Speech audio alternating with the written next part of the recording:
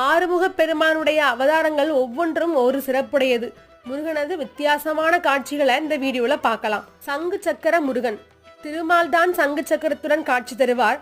திருமாலின் மருமகன் முருகனும் தன் மாமனை போல் சங்கு சக்கரத்துடன் பக்தர்களுக்கு அருள் தரும் அரிய காட்சியை கும்பகோணத்திற்கு அருகே உள்ள அழகாபுத்தூரில் காணலாம். சதுர்முக முருகன். முருகனுக்கு 6 முகம் என்பது நமக்கு தெரியும். சில தலங்களில் ஒரு முகத்துடன் காட்சி தருவார்.